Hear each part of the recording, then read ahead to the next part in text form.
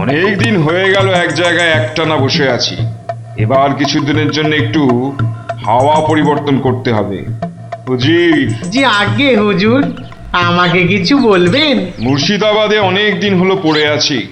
এবার আমি বেড়াতে বেরোবো, তার সাথে একটু শিকার করলে মন্দ হয় না। তুমি আমার যাওয়ার আয়োজন করো। আপনি কোথায় যাবার জন্য ইচ্ছা প্রকাশ করেন জাহাপানা? কাছাকাছি এমন কোথাও যেখানকার পরিবেশ চৌস্ত হবে আর শিকারেরও বন্দোবস্ত করা যেতে পারে, এমন কোন জায়গা হদিশ আছে তোমার কাছে? এমন একটা জায়গা আছে বটে, আর সেটা আপনার পরিচিত জায়গা। আমার পরিচিত জায়গা? কোন সে জায়গা? কেন হুজুর, আপনি মহারাজ কৃষ্ণচন্দ্রের কথা ভুলে গেলেন? কৃষ্ণচন্দ্র? হ্যাঁ হ্যাঁ, তিনি তো আপনাকে বারবারই সেখানে যেতে বলেছেন। ওখানকার পরিবেশও অত্যন্ত ভালো, আর কাছে পিঠে বন জঙ্গলও আছে। আপনার মনোবাসনা সেখানে সহজেই পূরণ হবে হুজুর। ঠিক বলেছো হুজি, ঠিক বলেছো। তুমি এখনই কৃষ্ণচন্দ্রকে সংবাদ পাঠিয়ে দাও যে আমি ওর রাজ্যে কিছুদিনের মধ্যেই ছাউনি ফেলবো। তিনি যেন আমাকে অভ্যর্থনা করার জন্য প্রস্তুত থাকেন। যাও।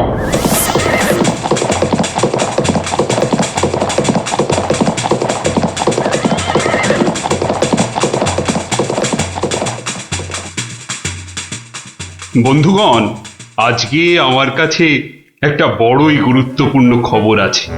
আর কয়েকদিনের মধ্যেই মুর্শিদাবাদের নবাব বায়ু পরিবর্তন করতে আমাদের রাজ্যে আসছেন। নবাব? মুর্শিদাবাদের নবাব? প্রচন্ড খেয়ালি মানুষ, কখন যে হঠাৎ করে কি চেয়ে বসবেন কিছুরই ঠিক নেই। আমাদের খুব সাবধানে ওনার যত্ন করতে হবে কিন্তু।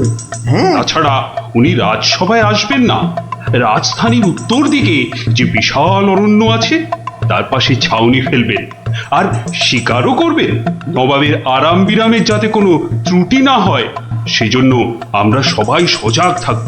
আমি নিজে সব ব্যবস্থার তদারকি করব। আমোদ প্রমোদ, ভালো ভালো খাবার, সব কিছুর ব্যবস্থা রাখতে হবে। মহারাজ, খাবারের কথাই যখন উঠলো তখন একটা কথা জিজ্ঞাসা না করে পারছি না। ওহ, আবার কি কথা? বলে ফেলো, বলে ফেলো। মহারাজ, নবাব সাধারণত গোমাংসই খুবই পছন্দ করেন, কিন্তু এটা তো হিন্দু রাজ্য, এখানে গোমাংস তো পাওয়াও যাবে না। কিন্তু নবাব যদি জেদ ধরেন। খুবই গুরুত্বপূর্ণ প্রশ্ন করেছো মন্ত্রী। সেক্ষেত্রে আমাদের নবাবকে উত্তম রূপে খাসি আর মোরগের মাংস খাইয়ে মন ভরাতে হবে। এছাড়া আর উপায় কি? হ্যাঁ, আর তাতেও উপায় না হলে হাতের কাছেই তো আছে আমাদের কৃষ্ণনগরের বিখ্যাত সরপুরিয়া রাজভোগ। এর স্বাদে আর গন্ধে নবাব গোমাংসের কথা ভুলেই যাবে। ঠিক বলেছো গোপাল, নবাবের এমন খাতিরদারি করতে হবে যাতে সাপও মরে আর লাঠিও না ভাঙে। তাহলে আপনারা এবার তৈরি হয়ে নিন, আজ থেকেই কাজে লেগে পড়ুন, আর একদম সময় নষ্ট নয়।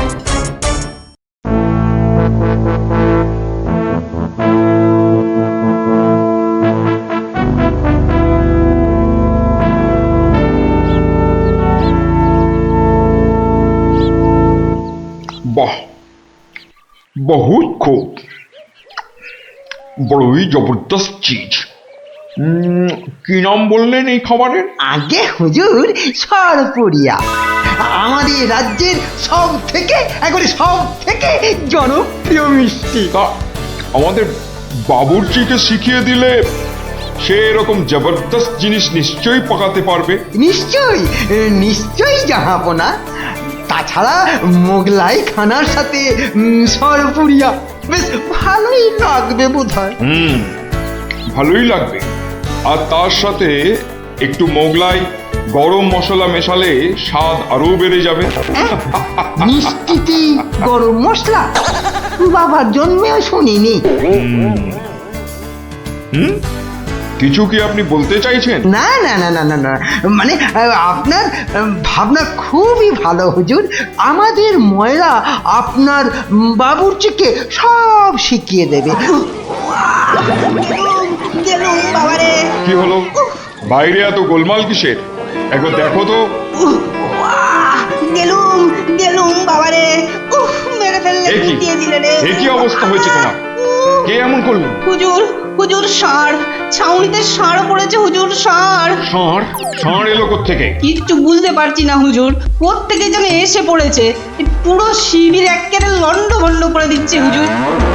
ওই যে শুনুন, ওই যে শুনুন আবার ডাকছে। ব্যাপারটা একবার নিজের চোখে দেখতে হচ্ছে। এই তোমরা সব চলো তো, একবার দেখি। কোথায় কোথায় সেই বেয়াদব? আজকে আমি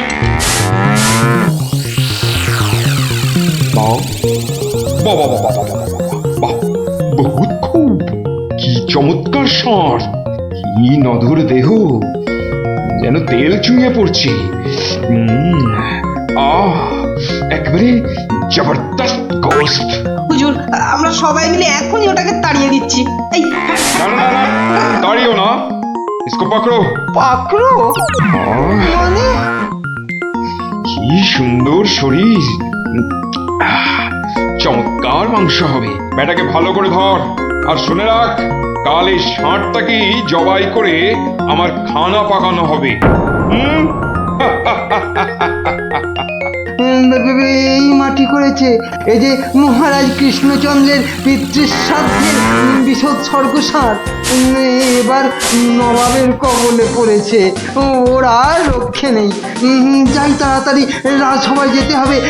খবরটা শুনলে মহারাজ নির্ঘাত মূর্ছা যাবেন। জাহাপনা, এবার আমাকে বিদায় দিন। রাজসভায় যেতে হবে, অনেক কাজ পড়ে আছে। হ্যাঁ, এবার আপনি আসুন। আর আগামীকাল আমি এখানে একটা বিরাট ভোজসভার আয়োজন করছি। কাল তাই আপনাদের মহারাজকে এখানে আসতে বলবেন। রাজাকে কাল আমি আদা দিয়ে ষাঁড়ের কোরমা খাওয়াবো, বুঝলেন? ঠিক আছে, সেলাম হুজুর, আদাব। আদাব আদাব। হ্যাঁ, আদা দিয়ে কোরমা হবে কাল।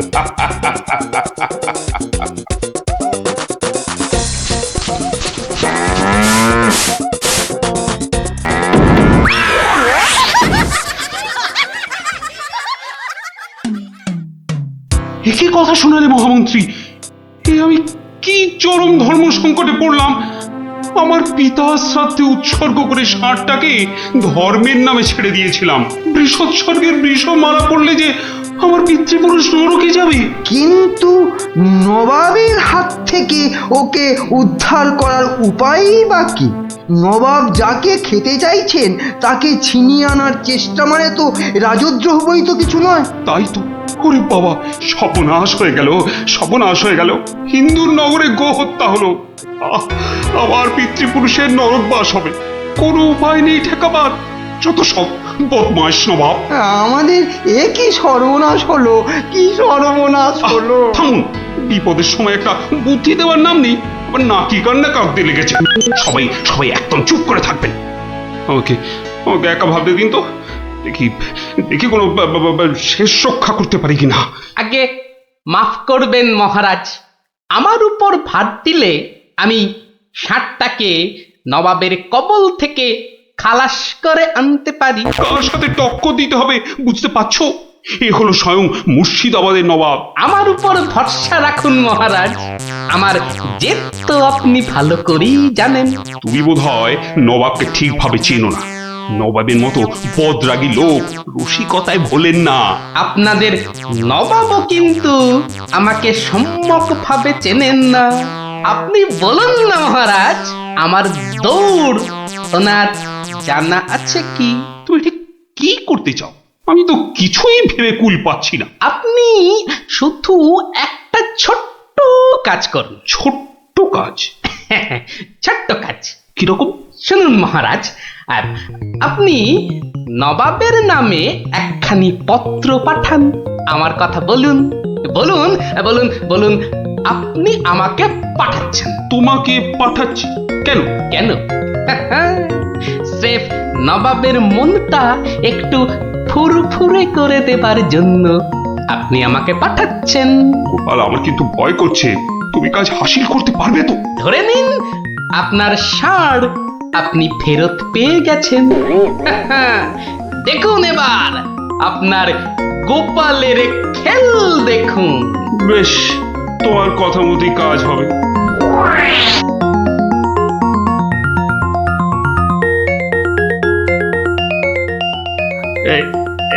এই আমি চিঠি লিখে দিচ্ছি। প্রণাম মহারাজ। এই চললাম আমি ষাঁড় উদ্ধার অভিযানে।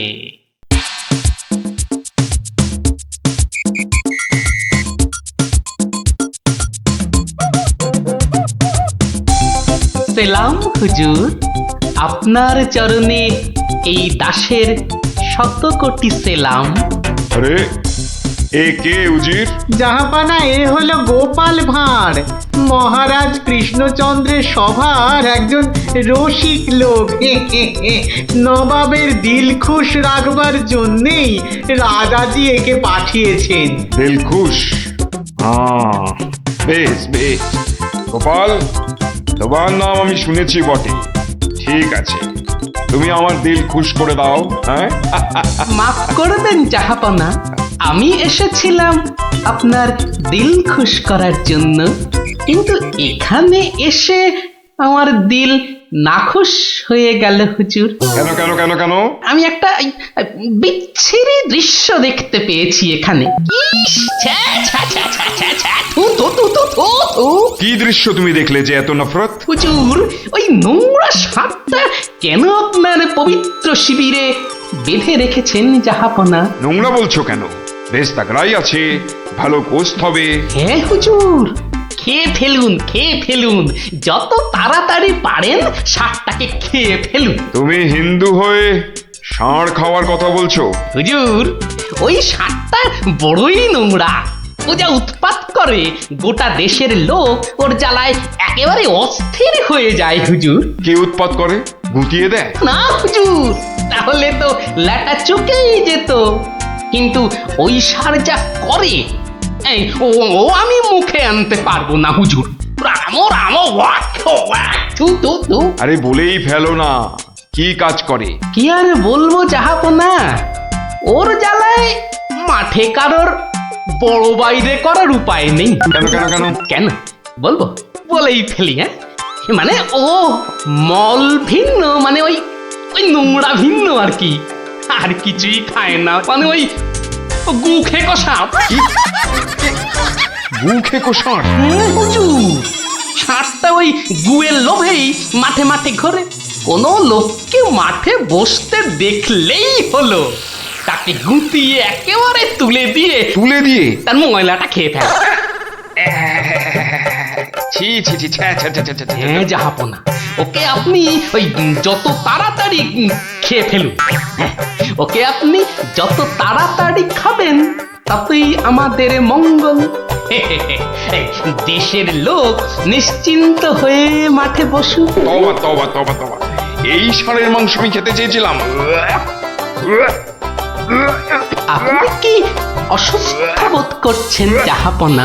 না না না না না, মানে মানে ঠিক আছে ঠিক আছে। এই এই এই ষাঁড়টাকে এক্ষুনি বিদায় কর। হুজুর, ষাঁড়টার শরীর স্বাস্থ্য ভালোই, বেশ এই উপাদেয় মাংস হতো হুজুর। না হয় একটু ওই মলি খায় আর কি। না না না না, ওকে দূর করো দূর করো। আর উজি, এক্ষুনি আমার মুর্শিদাবাদ ফেরার ব্যবস্থা করো, এক্ষুনি এক্ষুনি। জো তওবা, হুকুম তওবা। জাহাপানা। হুজুরের যেমন মরছি। আমি আসছি হুজুর, আদাব। হাট হাট, ওর দড়ি খুলে দে, যা যা যা যা।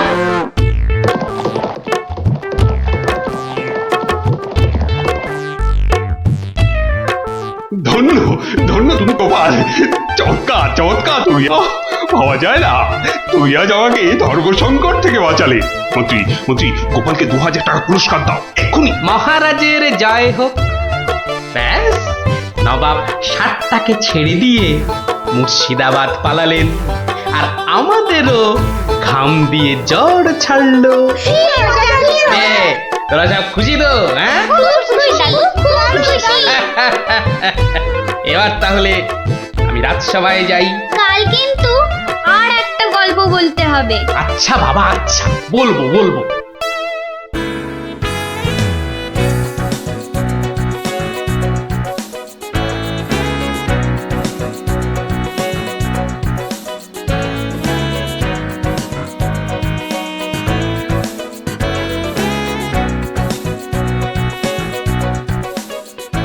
আমার অত দম নেই যে পুকুরের ওই পারে যাব। তুই তাহলে ঘাট ধরেই কাট, আমি ওই পাড়ের থেকে সাঁতারটা কেটেই আসি। গুলটে গুলটে, ওই দেখ পুঁটি আসছে। ভালোই হলো, পুটির সঙ্গে তাহলে সাঁতারের একটা রেস হয়ে যাবে। না রে, সঙ্গে ওর ভাই দুটো আছে। তাতে কি? ওর ভাই দুটোকে তো চিনিস না, ঠিক বাড়িতে গিয়ে বলে দেবে পুঁটি পুকুরের ওই পারে গেছে। ওর ভাই দুটোকে একদিন এমন টাইট দেবো না। কি রে, কাকে টাইট দিবি? ওর মাথার স্ক্রু গুলো রে। দিদি, গুলটে দাদার সঙ্গে সাঁতারে রেস দিবি না কিন্তু। দিলে কিন্তু বাবাকে বলে দেবো। এই, তোরা ওকে ভয় দেখাচ্ছিস নাকি? আহ, থাম তো তোরা। কি পুকুরের মাঝখানে একটা কি ভেসে আছে না? ঢিল ছুড়বো? ছড়ো ছড়ো। একটু দে, ও তো গোপাল দাদু। হ্যাঁ রে, একটু দম বাড়ানোর ব্যায়াম করছিলাম। গোপাল দাদুকে যখন পেয়েছি তখন আর গল্প না শুনে চান করছি না। হ্যাঁ হ্যাঁ, হ্যাঁ, ভেজা গায়ে গল্প শোনাতে বসে সর্দি লাগাই আর কি। তাহলে কখন শোনাবে? বিকেলে বিকেলে। বিকেলে গল্প, বিকেলে গল্প। দারুণ মজা হবে।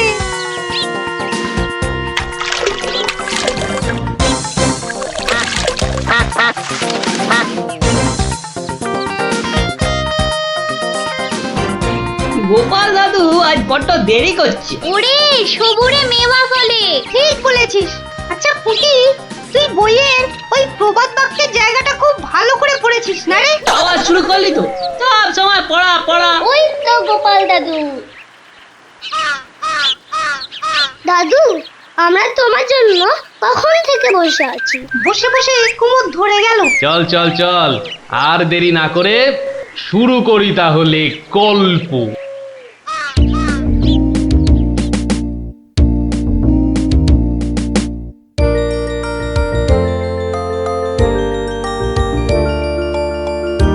আজ বেশ চমৎকার হাওয়া দিচ্ছে। সত্যি তাই, আমার বেশ খিদে খিদে খিদে খিদে খিদে খিদে পাচ্ছে। তোমার সব সময় খাই খাই। তাহলে আমি এখন যাই। এই গাছের তলায় একটু দাঁড়াই। আমি বরং গাছের বাঁদরটাকে তাড়াই। হ্যাঁ, এই তোমার উচিত কাজ। আজ দারুণ হয়েছে আপনার সাজ। তখন থেকে দেখছি তোমার ছন্দের পুকুট। এই যা, বাঁদরটা নিয়ে গেল আপনার মুকুট। এবার কি হবে? আমার আমার মুকুট নিয়ে এসো, যেভাবে পারো। এই এই দে দে মহারাজের মুকুট, দে দে বলছি। কি কি মন্ত্রী, এই যে ভয়ানক দুষ্টু বাঁদর। ওহ, এভাবে হবে না মহারাজ, ওকে বন্ধুর মতো করে বোঝাতে হবে। আমার তো কখনো বাঁদর বন্ধু ছিল না, কি করে বোঝাবো? আচ্ছা, আমি বোঝাচ্ছি। ওরে ওরে পুচু মুচু কচু, বাবাটা বাবাটা, সোনাটা, মনটাটা, আমার মনটাটা, আমার পুকুটা মুকুটা দিয়ে দাও সোনা মানা, দাও মানা, দাও দাও মানা সোনা, দাও।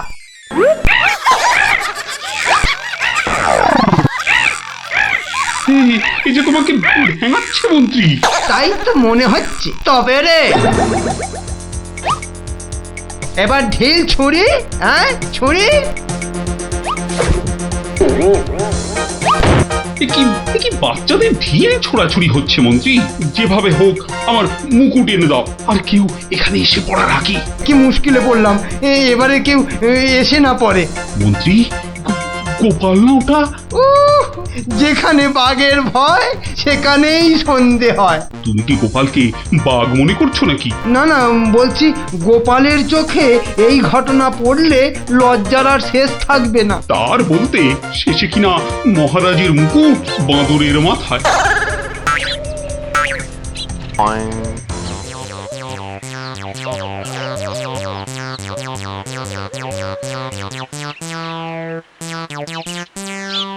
এ কি মহারাজ, লুকোচ্ছেন কেন? আহা, মন্ত্রী মশাই, আপনি আবার গাছে উঠছেন কেন? কি হয়েছে? ওহো, এই কাণ্ড! এতে লজ্জার কি আছে মহারাজ? যতই হোক বাঁদরটাই হচ্ছে মানুষের পূর্বপুরুষ।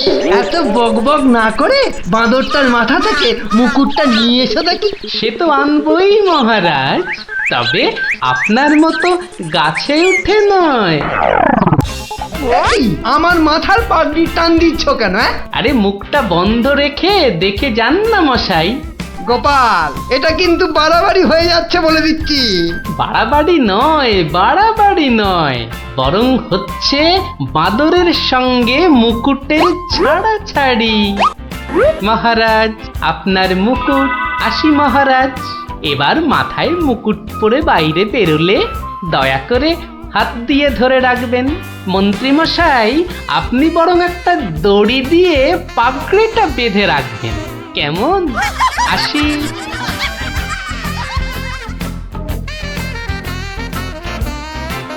কিভাবে গোপাল বলল দেখলেন মহারাজ? শুধু দেখিনি মন্ত্রী, শুনেওছি।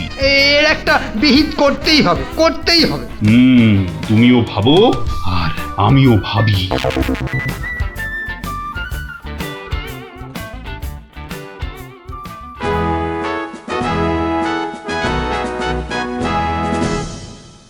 আমি ভাবছি একটা কথা। কি কথা মহারাজ? আচ্ছা, গোপাল এখনো আসেনি তো? না মহারাজ। তাহলে বলি শোনো, একটা দারুণ বুদ্ধি মাথায় এসেছে। বলে ফেলুন মহারাজ। বলবো তো বটে, তো ভাবছি। আবার কি ভাবছেন মহারাজ? ভাবছি যা ভেবেছি তাতে গোপাল জব্দ হবে তো? তা যা বলেছেন মহারাজ, আসলে গোপাল হচ্ছে পাঁকাল মাছের মতো। এই ধরবেন ও দেখবেন সুরুত করে পিছলে বেরিয়ে গেছে। তাই ভাবছি, মানে শেষ রক্ষা হবে তো?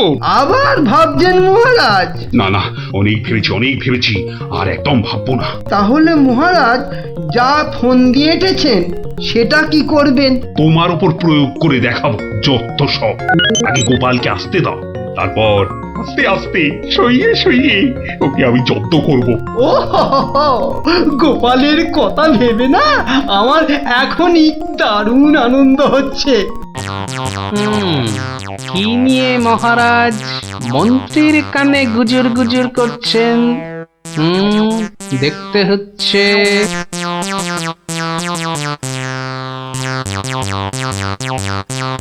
মহারাজ, গোপাল আসছে।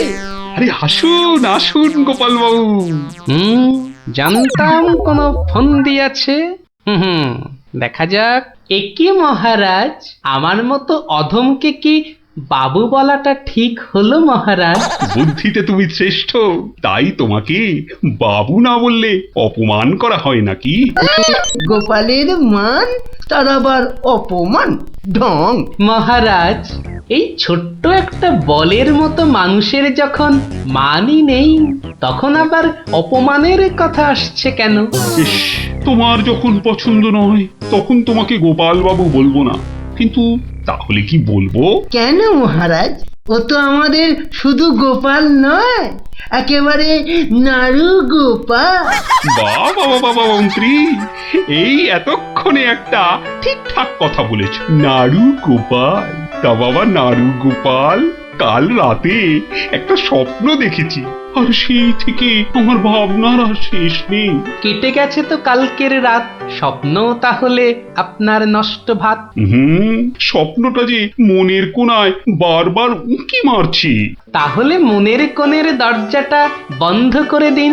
বলছো বটে, কিন্তু তোমায় যে না বলে স্বস্তি পাচ্ছি না। তবে ঝেড়ে কাশুন মহারাজ। মহারাজের সর্দি হয়েছে নাকি যে ঝেড়ে কাশতে বলছো? হ্যাঁ? মানে মানে ওই স্বপ্নটাকে আর উঁকি মারতে না দিয়ে পুরোপুরি বাইরে আসতে বলুন। ও হরি, এই ছিল মনে? ও, তুমি তাহলে আমার স্বপ্নটা কি তা জানতে চাইছো। ভেবে দেখো গোপাল, শব্দ শুনে যদি সবাই হাসে তাহলে কিন্তু লজ্জা পেতে পারবে না। আমার নাম গোপাল, লজ্জা করার আছে কি আমার কপাল? শুরু করুন মহারাজ, শুরু করুন। স্বপ্নটা হলো একটুখানি মহারাজ। কি হলো?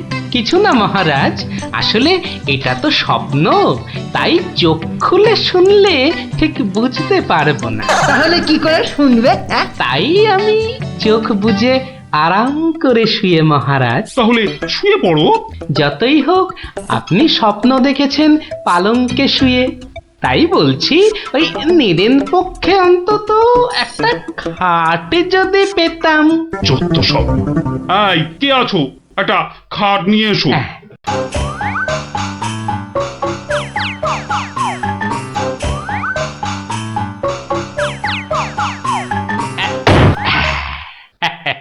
এই তো, এইবার একটু আরাম করে শুই। এইবার বলুন মহারাজ। আমি আর তুমি একটা সরু পথ দিয়ে হাঁটছি। মহারাজ এক মিনিট, এক মিনিট। কতটা সরু মহারাজ? ওই মন্ত্রী মশাইয়ের শরীরের মতো নাকি? উপা, কথা বলো না, স্বপ্নের ঘোরটা কেটে যাবে। ঠিক আছে, বলুন। পথে দুধারে দুই দিকে। আচ্ছা, তারপরে ঘটলো এক বিচ্ছিরি ঘটনা। যা গোপাল, কথা বলো না, স্বপ্নটা ভেঙে যাবে। বলুন মহারাজ। ব্যাস, আমরা পড়ে গেলাম। কোথায় মহারাজ? আপনি কি পড়েছেন? তাহলে আপনিও কথা না বলে চুপ করে শুনুন। একসাথে তো মহারাজ। না না, তুমি একটা দিঘিতে আর আমি অন্যটাতে। আপনি যেটাতে পড়লেন সেটা ছোট না বড়? আহ, গোপাল, কথা না বলে শোনো। বাহ, এই না হলে আমার মন্ত্রী, যেন আমি যন্ত্র আর তুমি যন্ত্রী।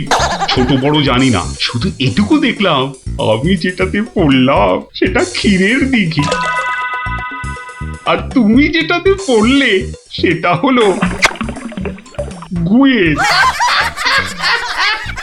বলেন কি মহারাজ, গোপাল একেবারে গুয়ের দিঘিতে? হ্যাঁ? তাই তো বলছি, কি বিচ্ছিরি ব্যাপার। গোপাল এবার মোক্ষম জব্দ। গু কথাটা শুনতে ভারী মন্দ। একে একটা অন্য নাম দিলে হয় না মহারাজ? দিনা সভাকবি, আমারও কেমন গু নামটা কানে বড্ড লাগছে। তাহলে বরং বলি, গোপাল গিয়ে পড়িল মলের দিঘিতে। মলের দিঘিতে? হ্যাঁ? আচ্ছা মহারাজ, মহারাজ, মল কি নরম ছিল না শক্ত? হ্যাঁ, নরম না শক্ত? হ্যাঁ, গোপালই ভালো বলতে পারবে যে মলটা কিরকম ছিল। ব্যাস, এরপরেই আবার ঘুম গেল ভেঙে। কই গোপাল, এবার চোখ খোলো, মহারাজের স্বপ্ন যে ভেঙে গেল। হ্যাঁ, কি গোপাল, একেবারে চুপ মেরে গেলে যে। লজ্জায় গোপালের মুখ চোখ সব বন্ধ। উহুম, উহুম। আমার স্বপ্ন যে এখনো শেষ হয়নি মহারাজ। তাই নাকি? হয়েছে হয়েছে গোপাল, হয়েছে। গোপাল, তুমি এইবার মহারাজের কাছে দারুণ জব্দ হয়েছো। ওঠো ওঠো, লজ্জার মাথা খেয়ে এবার বাড়ি যাও। হ্যাঁ, এইবার আমার স্বপ্নটা ভাঙলো। মানে মহারাজ, কাল ভোরে আমিও একটা একই রকম স্বপ্ন দেখেছি, বলো। কিন্তু আমার স্বপ্নটা একটু বড়, তাই স্বপ্নটা শেষ হবার জন্য একটু অপেক্ষা করছিলাম মহারাজ।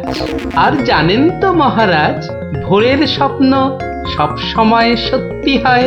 তাই? তাহলে বলো তুমি আর কি দেখেছো? মহারাজ, আমরা তো 2 দিঘিতে পড়লাম, আর তারপর তারপর কি? তারপর কি? দুজন দিঘি থেকে উঠে পড়লাম। তখন মহারাজের গা ভর্তি ক্ষীর আর আমার গা ভর্তি থুরি থুরি ময়লা, কিন্তু ওই পরিষ্কার করব সেরকম জল কোথাও নেই মহারাজ। তখন কি করলে? তখন আর কোনো উপায় না দেখে আমরা দুজনে দুজনার গা চাটতে থাকলাম মহারাজ। মানে খুব পরিষ্কার। আমি মহারাজের গায়ের ক্ষীর চাটতে থাকলাম, আর মহারাজ আমার গায়ের ময়লা চাটতে থাকলেন। কি দৃশ্য! ব্যাস, আমার ঘুম ভেঙে গেল মহারাজ। কি বলছো কি গোপাল? হ্যাঁ, যা দেখেছি মহারাজ, স্বপ্নে তাই বলছি। সবাই সবাই আমার দিকে কি দেখছো? হ্যাঁ, কি দেখছো তোমরা? যাও যাও, আজকের মতো সভা পণ্ড। কেমন জব্দ এবার গোপালের সঙ্গে পাঙ্গা? বোঝো কেমন করলাম চাঙ্গা?